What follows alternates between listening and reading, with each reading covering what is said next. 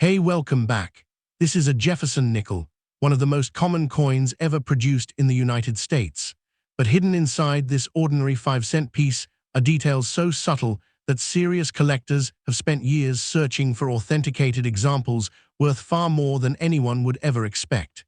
Today, we are going to find out exactly what separates an everyday nickel from a true collector treasure. First coin.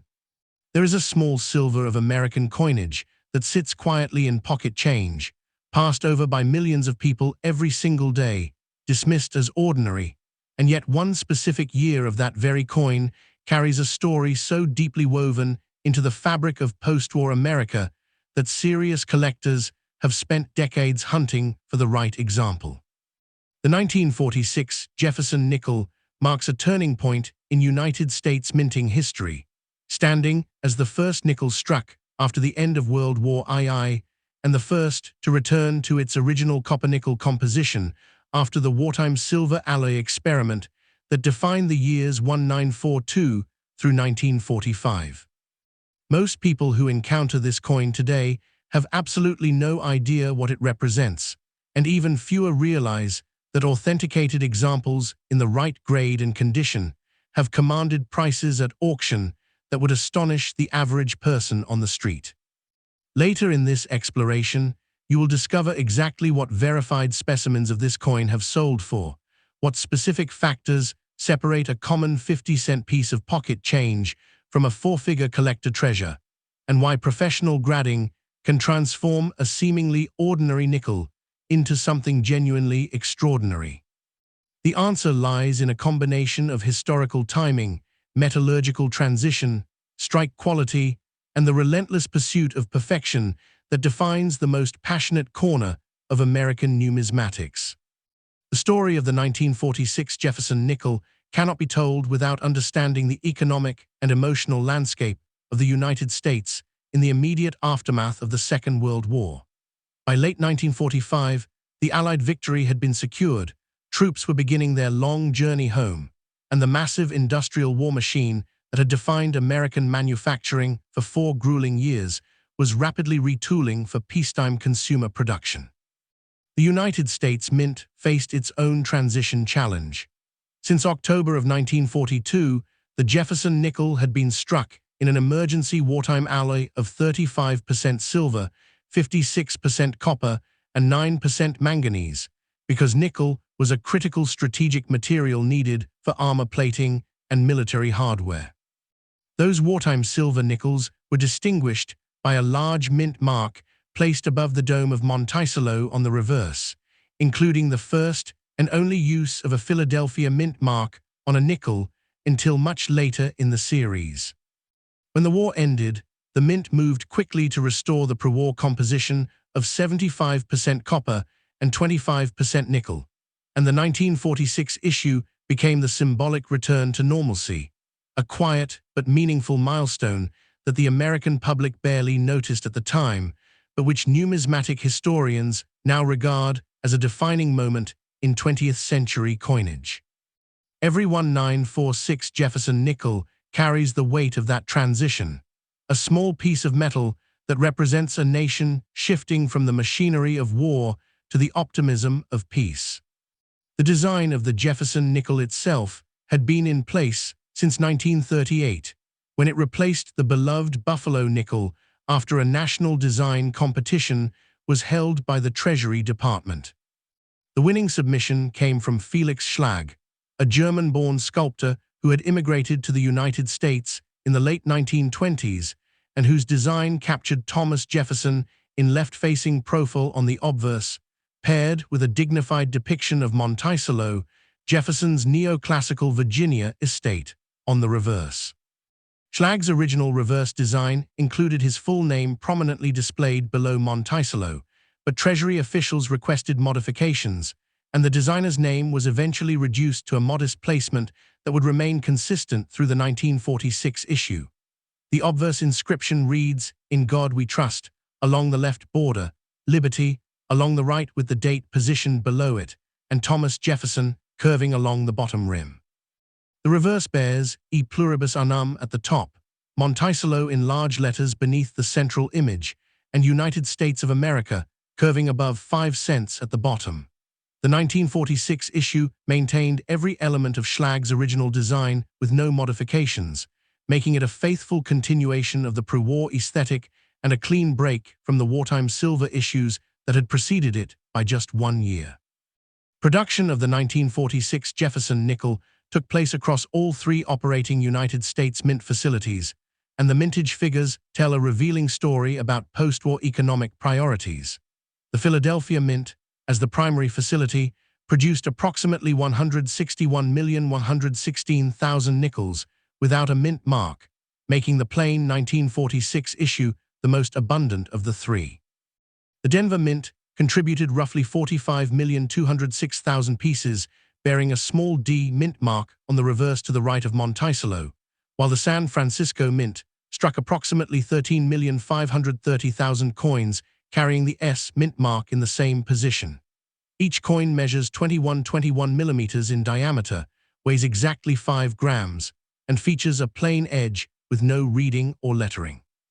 The return to the 75% copper and 25% nickel alloy meant that the 1946 coins had a slightly different color and wear pattern compared to the silver-bearing wartime issues, with a more pronounced pale golden gray tone and a harder surface that resisted bag marks differently than the softer wartime composition.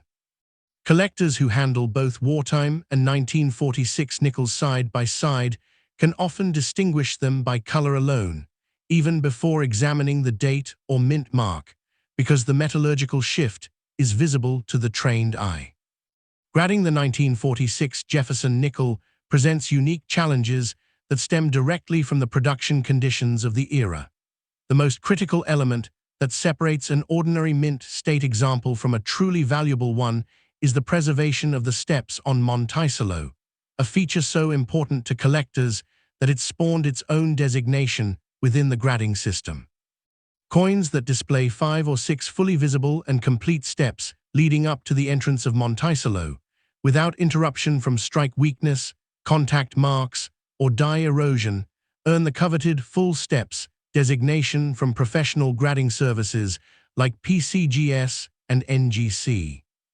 Achieving full steps status on a 1946 nickel is notably difficult because the copper-nickel alloy is harder than the wartime silver composition, meaning that the dies had to work harder to bring up full detail, and many examples from this year show softness on the central reverse regardless of overall preservation. A 1946 Jefferson nickel-graded MS65 without full steps might realistically sell in the range of $30 to $60, while the same coin with full step certification at MS65 could command $300 to $500 or more, demonstrating how dramatically that single designation alters collector perception and market value. The 1946 S is particularly challenging in full steps because the San Francisco Mint often struggled with die maintenance during this period, and fully stepped examples are genuinely scarce. Beyond the full steps designation, die varieties and mint errors add another fascinating layer to the 1946 Jefferson nickel collecting landscape. Several repunched mint mark varieties have been documented on the 1946 D issue, where the D mint mark was punched into the working die more than once at slightly different angles or positions, creating a visible doubling or trailing effect that variety collectors actively seek. The 1946 S has its own documented minor die varieties, including examples with repunched mint marks and slight die cracks that progressed as the die aged during the production run.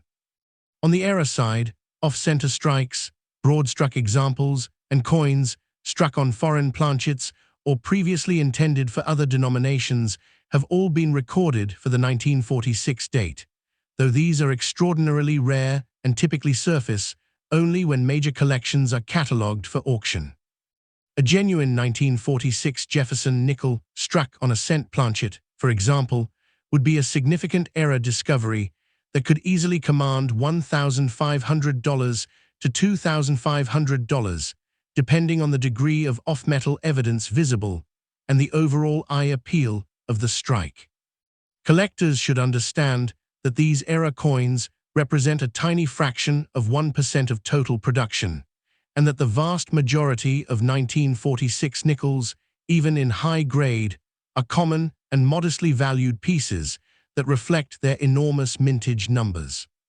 Authentication and preservation are critical considerations for anyone who believes they may have found a significant 1946 Jefferson nickel.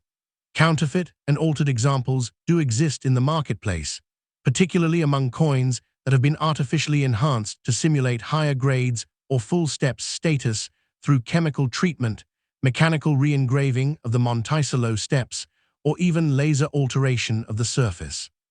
The most reliable authentication method remains submission to a professional grading service, where numismatic experts examine the coin under magnification for tool marks, artificial tunning, improper metal composition, and inconsistencies in the strike that might indicate a counterfeit or altered piece. Genuine 1946 nickels should display the correct weight of 5 grams within a very tight tolerance, the correct diameter, and the distinctive copper-nickel color that differs from both the wartime silver alloy and from modern clad coinage. For preservation, collectors should store valuable examples in inert holders such as PCGS or NGC slabs, mylar flips, or non-PVC albums specifically designed for long-term numismatic storage. Environmental damage from humidity, sulfur, and airborne pollutants can cause spotting, corrosion, or unattractive tunning that permanently diminishes value, and direct handling with bare fingers deposits oils and acids that can etch the surface over time. A 1946 S-nickel graded MS66 with full steps, properly preserved and authenticated, could realistically sell at auction for $1,800 to $2,800, while a comparable 1946D in the same grade and designation might bring $1,200 to $2,000, reflecting the relative scarcity of each issue in top condition. The auction history and current collector market for the 1946 Jefferson nickel reveal a coin that occupies a fascinating middle ground in American numismatics, abundant enough to be accessible to beginning collectors, yet possessing enough conditional rarity and variety interest to sustain serious advanced study. The most extraordinary authenticated examples, specifically 1946 or 1946 S-nickels graded MS67 with full steps by PCGS, have sold at major auctions for prices ranging from $3,000 to $4,200, with the 1946 S commanding the premium due to its significantly lower mintage and the notorious difficulty of achieving full step detail on San Francisco strikes from this period. These exceptional results represent coins that have survived nearly 8 decades in essentially flawless condition, with no significant contact marks, full original luster, precise strike quality, and eye appeal that distinguishes them from thousands of other mint state examples. It is essential to understand that these prices were achieved only by verified, professionally graded specimens at the absolute pinnacle of condition rarity, and that the overwhelming majority of 1946 Jefferson nickels, even those that appear uncirculated to the untrained eye, are worth between $5 and $20. The value of any individual coin depends entirely on professional authentication, the assigned grade, the presence or absence of full steps, any recognized variety or error status, and the current level of collector demand at the time of sale. For those willing to look closely, learn the grading standards, and appreciate the quiet historical significance of a coin that marked America's return to peacetime coinage, the 1946 Jefferson nickel offers a collecting journey that rewards patience, knowledge, and a genuine respect for the small details that separate the ordinary from the extraordinary. Next coin. Among the millions of Jefferson nickels that have passed through American hands over the past 8 decades, one particular year has quietly earned a reputation among seasoned collectors as a sleeper issue, a coin that most people would walk past without a second glance, yet which holds a secret that only dedicated numismatists have come to appreciate. The 1954 Jefferson nickel represents a fascinating convergence of American history, minting economics, and conditional rarity that elevates certain examples far above their face value. What makes this coin especially intriguing is that its true collectability is not immediately obvious from the date alone, nor from the design that remained essentially unchanged for decades. The story deepens when you examine where each coin was struck, how many were produced at each facility, and how few have survived in the condition that serious collectors demand. As this exploration unfolds, you will discover the specific factors that determine the collector value of the 1954 Jefferson nickel, what authenticated examples have commanded at auction, and why one mint facility's dramatically lower output that year created a semi-key date that continues to challenge collectors to this day. The year 1954 arrived at a pivotal moment in American life, a time when the nation was navigating the complex transition from post-war euphoria to the sobering realities of the Cold War. Dwight D. Eisenhower sat in the Oval Office, having taken office in January 1953, and the country was experiencing one of the most sustained periods of economic expansion in its history, with gross domestic product growing steadily and consumer confidence reaching levels not seen since the 1920s. The Korean War had ended with an armistice just months earlier, in July 1953, and American industry was humming at full capacity, producing automobiles, appliances, and suburban homes at an unprecedented pace that reshaped the American landscape. Against this backdrop of prosperity, profound social change was also taking root. On May 17, 1954, the United States Supreme Court handed down its landmark ruling in Brown v. Board of Education, declaring racial segregation in public schools unconstitutional and setting in motion a civil rights movement that would fundamentally transform the nation. That same spring, the Army-McCarthy hearings captivated the country on live television, exposing the tensions of McCarthyism and marking a turning point in American political discourse. In the midst of these sweeping historical currents, the United States Mint continued its steady production of everyday coinage, and the Jefferson nickel rolled off the presses in Philadelphia, Denver, and San Francisco, carrying no visible indication that it was being struck during one of the most consequential years of the 20th century. The design of the 1954 Jefferson nickel was by then a familiar sight to every American, having been introduced 16 years earlier in 1938, when it replaced the iconic Buffalo nickel as part of a Treasury Department initiative to refresh the nation's 5-cent coinage.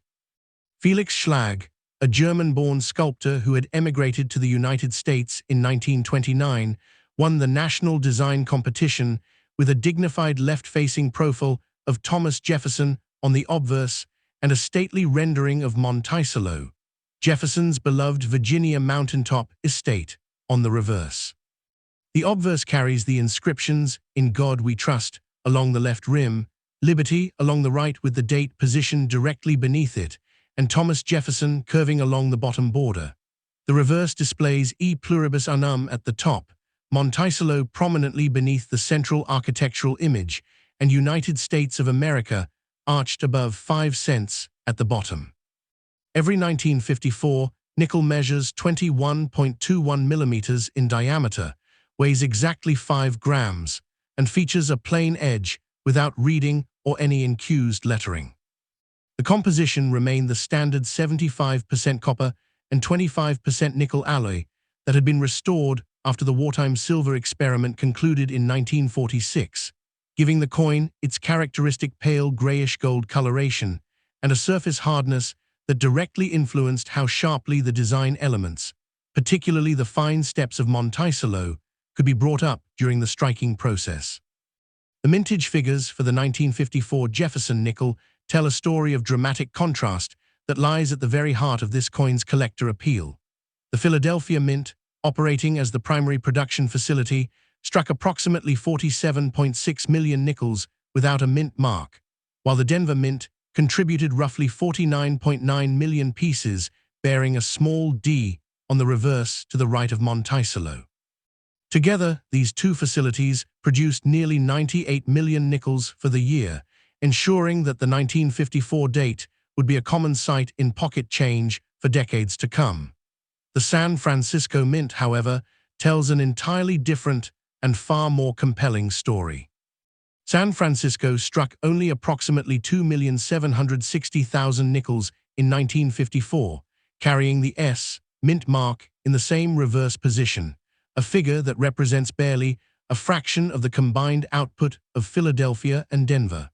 The reason for this striking disparity lies in the broader trajectory of the San Francisco Mint itself,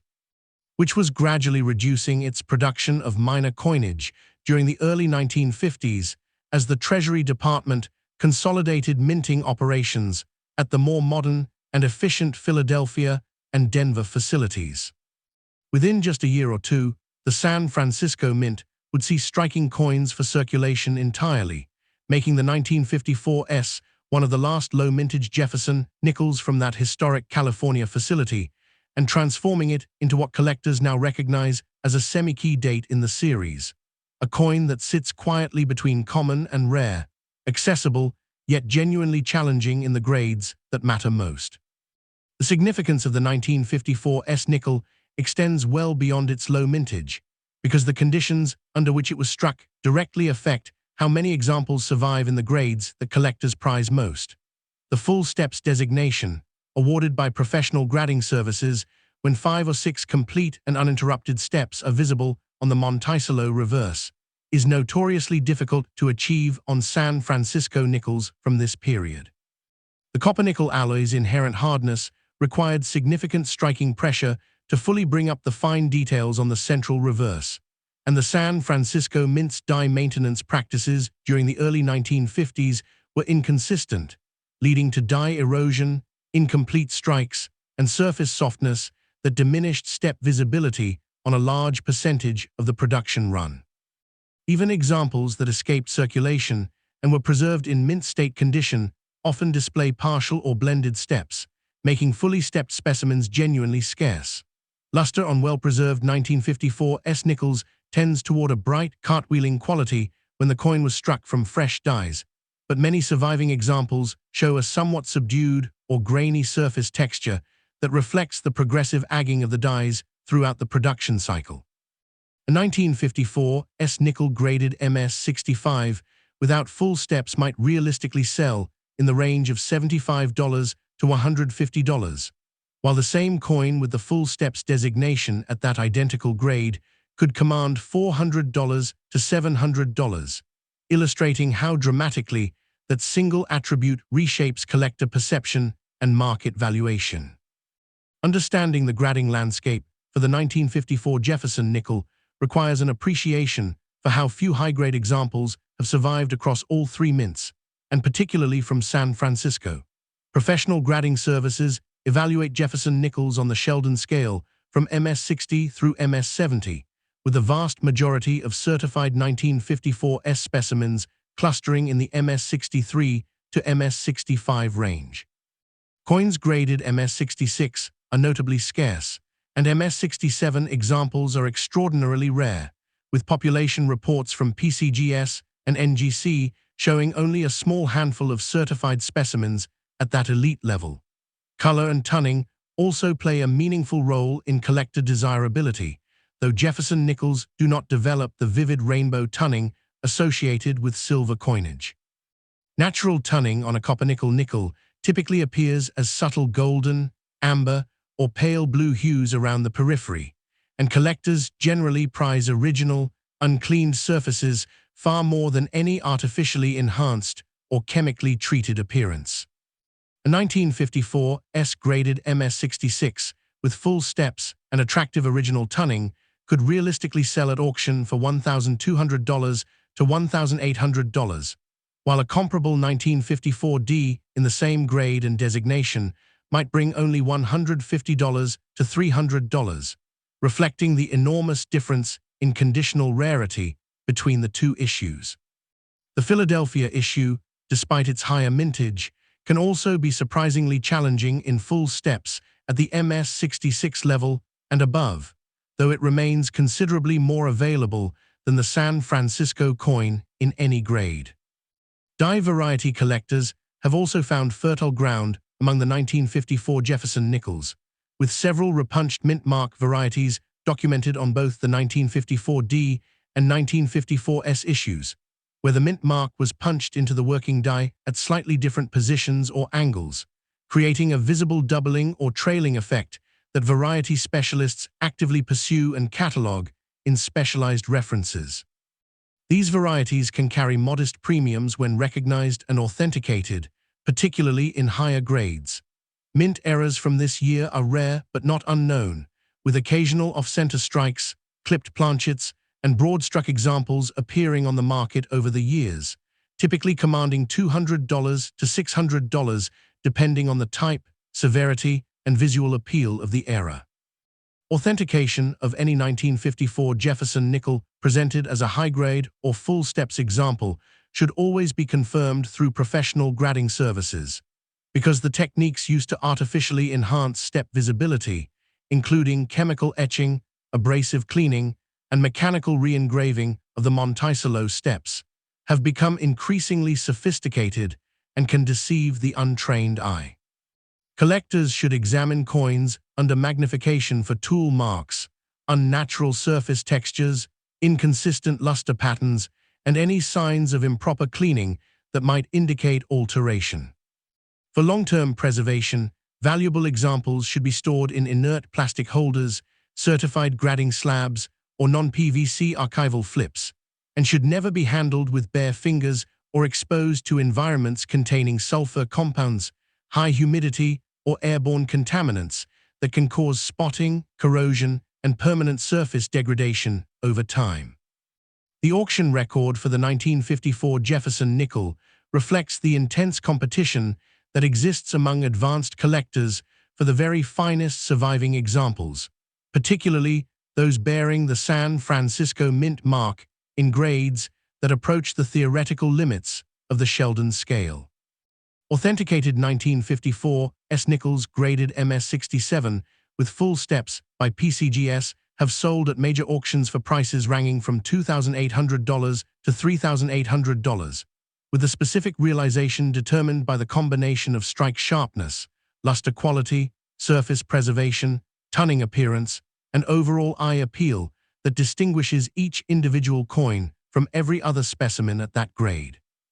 These extraordinary results represent coins that have survived more than 7 decades in essentially pristine condition, with full original mint luster, no significant contact marks, and step detail that places them among the finest known examples of this semi-key date. It cannot be emphasized strongly enough that these prices were achieved only by professionally authenticated, graded, and verified specimens at the absolute pinnacle of condition rarity, and that the overwhelming majority of 1954 Jefferson nickels, including most uncirculated examples without full steps, carry values ranging from a few dollars to perhaps a few $100s at most. The value of any individual coin depends entirely on professional authentication, the assigned grade, the presence or absence of the full steps designation, any recognized variety or error status, originality of surfaces, and the current level of collector demand at the time of sale. For collectors who appreciate the intersection of history, scarcity, and the quiet drama of a nearly forgotten mint facility winding down its operations, the 1954 Jefferson nickel, and particularly the elusive 1954S, remains one of the most rewarding and accessible semi-key dates in modern American numismatics, a coin whose full story is still being written with every new discovery and every auction that brings a previously unknown gem to light. Next up, imagine holding a coin that nearly every American has encountered at some point in their life, a coin so common in appearance that most people would never pause to examine it closely, yet one that has quietly become the subject of intense scrutiny among some of the most experienced numismatists in the country. The 1959 Jefferson nickel is exactly that kind of coin, a piece that hides its most compelling secrets in plain sight, revealing them only to those who know precisely what to look for and where to direct their attention. What makes this particular year so fascinating is not immediately apparent from the date stamped on the obverse or the familiar image of Monticello on the reverse, but rather from a combination of production circumstances, strike characteristics, and conditional rarity that have elevated certain authenticated examples into a category of desirability that most collectors would never associate with a 5-cent piece. As we examine this coin together, you will begin to see it through the eyes of a seasoned collector, learning what specific details matter, what subtle features separate an ordinary nickel from one that commands serious attention, and why some verified examples of this date have achieved collector values that would surprise almost anyone unfamiliar with the nuances of professional numismatics. The investigation begins with the simplest observation a collector makes when first picking up any coin, and from there, the story only deepens. The first thing an experienced numismatist does when presented with a 1959 Jefferson nickel is turn the coin to catch the light at multiple angles, searching for the quality of the strike and the preservation of the original mint surface, because these two factors more than any others determine whether the coin is merely a common survivor of circulation or something genuinely worth pursuing. The year 1959 was a remarkable moment in American history, and understanding the economic and cultural climate of that year provides essential context for why these coins were produced in such enormous quantities, and why so few have survived in the condition that collectors now demand. Dwight D. Eisenhower was midway through his second term as president. The United States was enjoying one of the most sustained economic expansions in its history, and the American middle class was experiencing unprecedented prosperity fueled by suburban growth, automobile ownership, and consumer spending. In January of that year, Alaska became the 49th state, and in August, Hawaii followed as the 50th, completing the geographic identity of the nation. The Cold War was intensifying, with Soviet Premier Nikita Khrushchev visiting the United States in September, the first such visit by a Soviet leader, while the space race accelerated following the Soviet launch of Luna 2, the first human-made object to reach the moon. Against this backdrop of national confidence and global tension, the United States Mint produced hundreds of millions of nickels to meet the demands of a thriving commercial economy, never imagining that decades later collectors would be searching through those massive numbers for a tiny fraction of exceptional survivors. The design of the 1959 Jefferson nickel carried forward the work of Felix Schlag, the German-born sculptor who had won a national competition in 1938 to redesign the 5-cent coin, replacing the beloved buffalo nickel that had been in production since 1913. Schlag's obverse presents Thomas Jefferson in left-facing profile, the third president of the United States, rendered with a dignified expression that conveys both intellectual depth and democratic simplicity, surrounded by the inscriptions, "In God We Trust," along the left rim, "Liberty," along the right with the date positioned directly below, and the name, Thomas Jefferson, curving along the bottom border. The reverse features Monticello, Jefferson's neoclassical mountaintop estate in Virginia, rendered with architectural precision that includes columns, pediment, and the distinctive dome that crowns the structure. The inscriptions, "E pluribus unum," appear at the top, Monticello prominently below the central image, and United States of America arching above 5 cents at the bottom.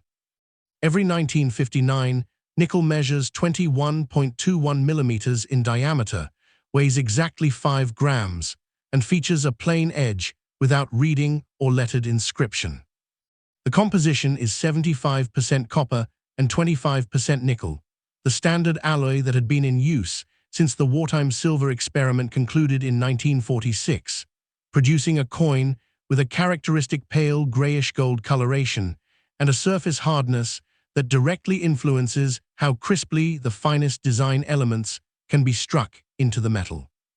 Production of the 1959 Jefferson nickel took place at 2 United States Mint facilities, and the mintage figures immediately reveal why collectors approach this date with such careful attention to detail. The Philadelphia Mint, operating without a mint mark, as was customary for the primary facility, struck approximately 163,890,000 nickels for circulation, while the Denver Mint contributed approximately 160,740,000 pieces bearing a small D mint mark positioned on the reverse to the right of Monticello. These are enormous numbers by any standard, and they explain why a well-worn 1959 or 1959 D nickel can still be found in pocket change today, more than 6 decades after it was struck. However, the sheer volume of production also meant that the working dies at both facilities were subjected to extended use, and as those dies aged throughout the production cycle, the quality of the strike gradually deteriorated, particularly on the most demanding feature of the entire design, the series of 6 thin steps leading up to the entrance of Monticello. This is where the collector's investigation becomes truly interesting, because the full steps designation, awarded by professional grading services when 5 or 6 complete and uninterrupted steps are clearly visible on the reverse, is significantly harder to achieve on 1959 nickels than the massive mintage numbers would suggest. The Denver issue in particular has developed a reputation among specialists as one of the more challenging Jefferson nickels of the late 1950s for full step certification, because the Denver Mint's die maintenance practices during this period often resulted in softness on the central reverse that blurred or partially obliterated the step detail even on coins that were otherwise well struck and well preserved. When a collector picks up a 1959 D nickel and examines the reverse under magnification, the first area of focus is almost always the steps of Monticello, because this single feature can transform the coin's identity from common to conditionally rare. The copper-nickel alloy is harder than silver, meaning that the dies had to exert maximum pressure to fully bring up every element of the design, and even minor die wear or insufficient striking force could result in steps that appear blended, incomplete, or interrupted by contact marks that occurred during the minting and handling process. Coins that survived without entering circulation, preserved in original mint rolls, or retained by collectors who recognize their quality early, often display bright cartwheel luster that rolls across the surface as the coin is tilted under a light source. This luster is the result of the radial flow lines created when the planchet metal is displaced under die pressure, and its presence and quality are critical factors in determining both the grade and the collector appeal of any mint state nickel. Color classification on Jefferson nickels is less dramatic than on silver coinage, but experienced collectors learn to distinguish between coins that retain their original pale grayish-gold surfaces and those that have developed natural tunning, which can appear as subtle amber, golden, or pale blue hues around the periphery. Original, uncleaned surfaces are always preferred over coins that have been dipped, chemically treated, or abrasively cleaned, because those interventions destroy the delicate mint luster and leave behind microscopic abrasions that professional graders easily detect under magnification. A 1959 D nickel graded MS65 without full steps might realistically sell in the range of $20 to $40, while the same coin with full steps certification at the identical grade could command $200 to $400, a dramatic differential that illustrates how a single design element can reshape the entire market profile of a coin. The population reports from professional grading services paint a vivid picture of just how scarce the 1959 Jefferson nickel becomes at the highest grades, and this is where the investigation takes on a genuinely exciting dimension for collectors who enjoy the hunt.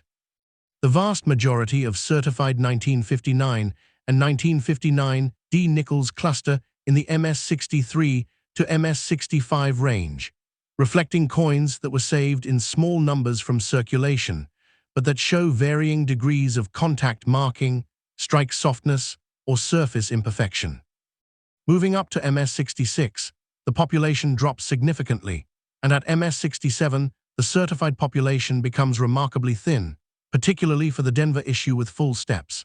PCGS and NGC population data indicate that only a small number of 1959D nickels have been certified at MS67 with full steps, making this combination one of the more elusive Jefferson nickel configurations from the late 1950s.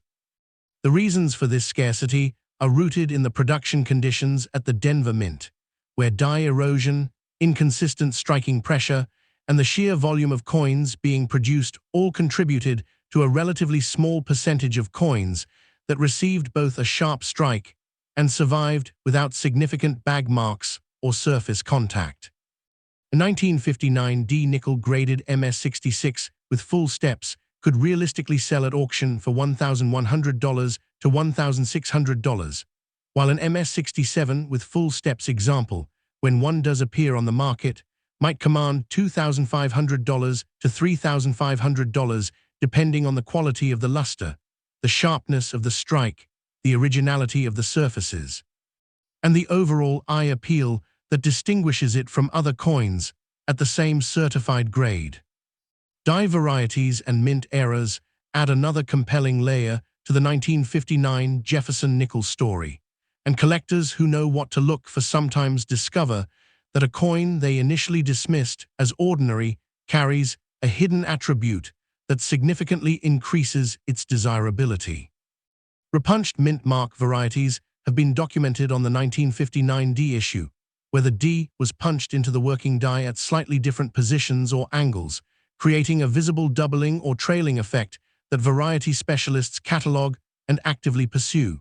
These varieties typically carry modest premiums when recognized and authenticated, but in higher grades with full steps, they can attract significant collector interest. On the era side, the most notable 1959 Jefferson nickel era is the well-documented 1959D nickel struck on a cent planchet, a dramatic off-metal era that occurred when a previously intended Lincoln cent planchet was accidentally fed into the nickel striking chamber.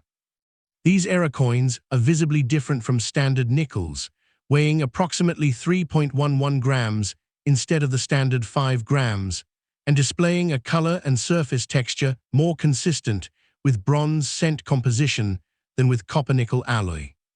Authenticated examples of the 1959D struck on a cent planchet have sold at auction for $1,200 to $2,200 depending on the condition, the visibility of the era characteristics, and the overall eye appeal of the specimen. Authentication of any 1959 Jefferson nickel presented as a high-grade, full steps, or era example should always be confirmed through professional grading services, because the techniques used to artificially enhance step visibility, including chemical etching, abrasive cleaning, and mechanical re-engraving, have become increasingly sophisticated and can deceive even experienced collectors who rely on unaided visual inspection. Counterfeit 1959 nickels are not a widespread concern due to the low face value of the coin, but altered and enhanced examples do circulate in the marketplace, and collectors should examine coins under magnification for tool marks, unnatural surface textures, inconsistent luster patterns, and any signs of chemical treatment or improper cleaning. The auction history and current collector market for the 1959 Jefferson nickel reveal a coin that occupies a fascinating position within the broader Jefferson nickel series, abundant enough to be accessible to beginning collectors, yet possessing enough conditional rarity and variety interest to sustain serious advanced study. The most extraordinary authenticated examples, specifically 1959D nickels graded MS67 with full steps by PCGS, have achieved auction prices ranging from $3,200 to $3,900,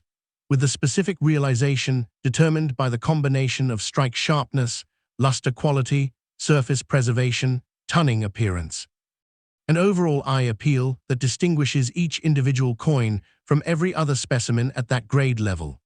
These exceptional results represent coins that have survived more than 6 decades in essentially pristine condition, with full original mint luster, no significant contact marks, and step detail that places them among the finest known examples of this challenging issue. It is essential to understand that these prices were achieved only by professionally authenticated, graded, and verified specimens at the absolute pinnacle of condition rarity, and that the overwhelming majority of 1959 Jefferson nickels, including most uncirculated examples without full steps, carry values ranging from a few dollars to perhaps a few $100s at most. For long-term preservation, valuable examples should be stored in certified grading slabs, inert plastic holders, or non-PVC archival flips, and should never be handled with bare fingers or exposed to environments containing sulfur compounds, high humidity, or airborne contaminants that can cause spotting, corrosion, and permanent surface degradation. The value of any individual 1959 Jefferson nickel depends entirely on professional authentication, the assigned grade, the presence or absence of the full steps designation, any recognized variety or error status, the originality of the surfaces, and the current level of collector demand at the time of sale.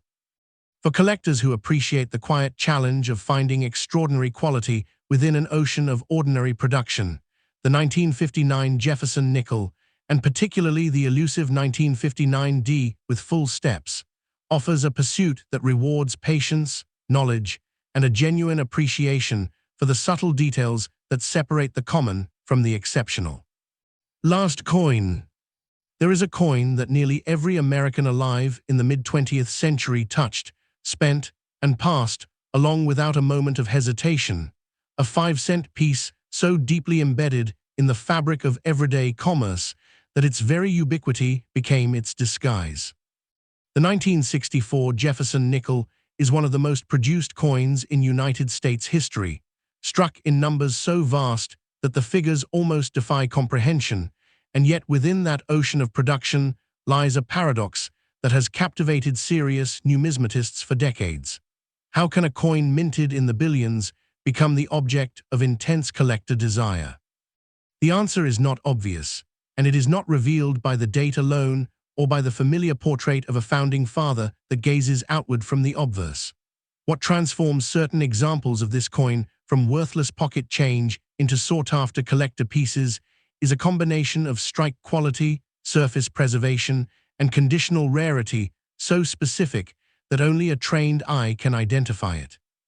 As this documentary unfolds, the factors that determine collector value will come into sharp focus, notable market results will be examined, and the reasons why a handful of authenticated examples have achieved remarkable prices will be laid bare, but only after the full story of this coin's extraordinary origins has been told. The year 1964 was one of the most turbulent and consequential in American history, a 12-month span that shook the nation to its foundations and reshaped its trajectory in ways that are still felt today. President John F. Kennedy had been assassinated in Dallas just weeks before the new year began, and Lyndon B. Johnson now occupied the Oval Office, inheriting a country gripped by grief, uncertainty, and a fierce determination to carry forward the unfinished work of a fallen leader. Civil Rights Act of 1964, signed into law by Johnson on July 2nd, dismantled legal segregation in public accommodations and employment, marking one of the most profound legislative achievements of the 20th century. That summer, known as Freedom Summer, saw civil rights workers risking their lives to register black voters in Mississippi, and 3 of those volunteers, James Chaney, Andrew Goodman, and Michael Schwerner, were murdered by the Ku Klux Klan in Neshoba County. In August, the Gulf of Tonkin incident propelled the United States deeper into the Vietnam War, authorizing the president to escalate military involvement in Southeast Asia. The economic environment was equally dynamic, with the nation in the midst of the longest sustained economic expansion in its history, consumer spending at record levels, and the gross national product growing at an annual rate that astonished economists. But beneath the surface of prosperity, a quiet crisis was brewing that would directly affect the production of every coin struck that year, including the humble Jefferson nickel. The crisis was a coin shortage of unprecedented severity, driven by a combination of economic growth, expanding vending machine usage, and most critically, the systematic hoarding of silver coins by a public that had begun to recognize the intrinsic metal value of their pocket change was worth more than face value. Banks across the country reported empty vaults, merchants posted signs pleading for exact change, and the Treasury Department scrambled to find solutions to a problem that threatened the basic functioning of the American economy. The United States Mint responded by dramatically increasing production at every facility, pushing its equipment and workforce to maximum capacity and beyond. The Jefferson nickel, composed of 75% copper and 25% nickel, was not directly affected by the silver hoarding, but the massive demand for all coinage meant that nickel production was ramped up to extraordinary levels alongside the silver denominations. The Philadelphia Mint, operating without a mint mark, as was customary, struck approximately 1,024,672,000 Jefferson nickels in 1964, while the Denver Mint contributed approximately 1,787,297,000 pieces, bearing a small D mint mark on the reverse to the right of Monticello. These combined figures represent nearly 2.8 billion nickels from a single year. A staggering output that was further complicated by an extraordinary government decision to continue striking 1964 dated coins into 1965, an unprecedented measure designed to discourage hoarding by preventing the public from identifying newly minted coins by their date. This means that some coins bearing the 1964 date were actually struck in the following calendar year, adding a layer of production complexity that collectors and researchers continue to study and debate. The design carried on every 1964 Jefferson nickel was the enduring work of Felix Schlag, the German-born sculptor who had won a national competition in 1938 to create the replacement for the beloved Buffalo nickel. Schlag's obverse presents Thomas Jefferson in left-facing profile, the third president rendered with a composed and thoughtful expression that conveys both the intellectual depth of the author of the Declaration of Independence and the democratic simplicity he championed throughout his life. The inscriptions accompanying the portrait include "In God We Trust," curving along the left rim, "Liberty," along the right with the date positioned directly below it, and "Thomas Jefferson" following the bottom border. The reverse depicts Monticello, Jefferson's neoclassical mountaintop estate in Charlottesville, Virginia, rendered with enough architectural detail to convey the building's distinctive portico, dome, and symmetry, though the level of detail that actually survives on any given coin depends heavily on the quality of the strike. The inscriptions on the reverse read, "E pluribus unum" at the top, Monticello prominently beneath the central image, and United States of America arching above 5 cents at the bottom. Every 1964 nickel measures 21.21 millimeters in diameter, weighs exactly 5 grams, and features a plain edge without reading or incused lettering. The copper-nickel composition produces a characteristic pale grayish-gold coloration that distinguishes these coins from the wartime silver alloy issues of 1942 through 1945, and from modern clad coinage, a distinction that experienced collectors can often identify by sight alone before examining the date or mint mark. The massive scale of production in 1964 had a direct and lasting impact on the quality of the coins that emerged from both the Philadelphia and Denver facilities, and this is where the collector's investigation truly begins. When dies are used to strike hundreds of millions of coins, they gradually deteriorate, developing cracks, chips, erosion, and a progressive loss of fine detail that transfers directly to the coins they produce. The most demanding element of the Jefferson nickel design, from a striking perspective, is the series of 6 thin steps leading up to the entrance of Monticello on the reverse, a feature so technically challenging to produce fully that it has generated its own collector designation.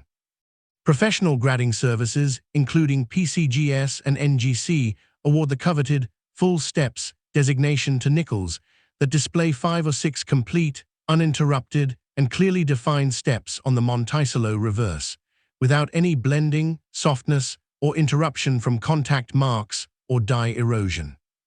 Achieving full step status on a 1964 nickel is significantly more difficult than the enormous mintage figures would suggest, because the dies at both mints were pushed far beyond their normal service life, and the copper-nickel alloy's inherent hardness required maximum striking pressure to fully bring up the finest design elements. A collector examining a 1964 D nickel under magnification will often find that the steps appear partially merged, softly defined, or interrupted by bag marks that occurred when freshly struck coins were dumped into canvas bags and transporting through the banking system. The Denver issue is particularly notorious among specialists for the difficulty of achieving full step certification, because the Denver Mint's die maintenance practices during this period of extreme production pressure were less consistent than those at Philadelphia, resulting in a higher percentage of coins with soft or incomplete central reverse detail. The population data from professional grading services reveals the true scarcity of high-grade 1964 Jefferson nickels with full steps, and the numbers tell a story that stands in stark contrast to the billions of coins produced. The vast majority of certified 1964 and 1964 D nickels fall within the MS-63 to MS-65 range, representing coins that were saved from circulation in varying states of preservation, but that typically show some degree of contact marking, strike softness, or surface imperfection. At MS-66, the certified population thins considerably, and at MS-67 with full steps, the numbers become remarkably small, particularly for the Denver issue. PCGS and NGC population reports indicate that only a modest number of 1964 D nickels have been certified at MS-67 with full steps, making this configuration one of the more elusive Jefferson nickel varieties from the 1960s despite the coin's enormous mintage. Luster on well-preserved 1964 nickels typically presents as bright, cartwheeling radiance that sweeps across the surface when the coin is tilted under a light source, a quality produced by the microscopic flow lines that form when planchet metal is displaced under die pressure. Color classification on Jefferson nickels is less dramatic than on silver coinage, but collectors learn to distinguish between coins that retain their original pale grayish-gold surfaces and those that have developed natural peripheral tunning in subtle amber, golden, or occasionally pale blue tones. Original, uncleaned surfaces are universally preferred over coins that have been chemically treated, dipped, or abrasively cleaned, because those interventions destroy the delicate mint luster and leave behind microscopic abrasions that professional graders readily detect under magnification. A 1964 D nickel graded MS-66 with full steps might realistically sell in the range of $200 to $400, while the same coin with full step certification at MS-67 could command $1,400 to $1,900, a dramatic differential that underscores how a single grade point and one design element can fundamentally reshape a coin's market identity. Die varieties and mint errors provide an additional dimension of collector interest for the 1964 Jefferson nickel, and specialists who know where to look sometimes discover that a seemingly ordinary coin carries a hidden attribute that significantly enhances its desirability. Repunched mint mark varieties have been documented on the 1964 D issue, where the D was punched into the working die at slightly different positions or angles, creating a visible doubling or trailing effect that variety collectors catalog and actively seek, often referencing specialized attribution guides that track these minor production anomalies. Die cracks, die chips, and die breaks also appear on some 1964 nickels, reflecting the extreme stress placed on tooling during the record-breaking production runs, and while these are generally minor collectible features, they add a layer of production history that some collectors find fascinating. On the error side, off-center strikes, clipped planchets, and broad-struck examples from 1964 occasionally appear on the market, typically commanding $150 to $500 depending on the type, severity, and visual appeal of the error. More dramatic errors, such as nickels struck on cent planchets or other foreign or incorrect planchets, are extraordinarily rare from this date and would require professional authentication to confirm. Collectors should be aware that the techniques used to artificially enhance step visibility, including chemical etching, abrasive cleaning, and mechanical re-engraving of the Monticello steps, have become increasingly sophisticated, and any 1964 nickel presented as a high-grade full steps example should be authenticated through a professional grading service. Examination under magnification for tool marks, unnatural surface textures, inconsistent luster patterns, and signs of chemical treatment is essential before any significant purchase. For long-term preservation, valuable examples should be stored in certified grading slabs, inert plastic holders, or non-PVC archival flips, and should never be handled with bare fingers or exposed to environments containing sulfur compounds, high humidity, or airborne contaminants that can cause spotting, corrosion, and irreversible surface degradation over time. The auction history and modern collector market for the 1964 Jefferson nickel reveal a coin that embodies one of the most fascinating paradoxes in American numismatics, a piece produced in quantities that boggle the mind, yet which becomes genuinely rare at the intersection of the highest grades and the full steps designation. Authenticated 1964 D nickels graded MS67 with full steps by PCGS have been valued in the range of $1,400 to $1,900, while the Philadelphia issue at the same grade and designation might sell for $1,000 to $1,500, reflecting the slightly larger surviving population of high-grade Philadelphia coins. The most extraordinary certified examples, specifically 1964 D nickels that have achieved MS68 with full steps, represent the absolute pinnacle of condition rarity for this issue and have been valued at $3,500 to $4,100, though the certified population at that level is so small that market data is necessarily limited, and each appearance at auction is a significant event for serious specialists. Additionally, 1964 was the final year that proof Jefferson nickels were struck at the Philadelphia Mint, before proof production was suspended and replaced by special mint sets from 1965 through 1967, making the 1964 proof nickel a transitional artifact in its own right. Proof 1964 nickels with deep cameo contrast, where the design elements appear frosted against deeply mirrored fields, are particularly desirable, and examples graded PR69 with deep cameo designation have been valued at $1,600 to $2,400, depending on the intensity of the cameo effect and the quality of the mirrored surfaces. It cannot be emphasized strongly enough that all of these values apply exclusively to professionally authenticated, certified specimens at the highest levels of condition rarity, and that the overwhelming majority of 1964 Jefferson nickels, including most uncirculated examples without full steps, carry values ranging from a few cents to perhaps a few $100s at most. The value of any individual coin depends entirely on professional authentication, the assigned grade, the presence or absence of the full steps designation, any recognized variety or error status, the originality of the surfaces, and the current level of collector demand at the time of sale.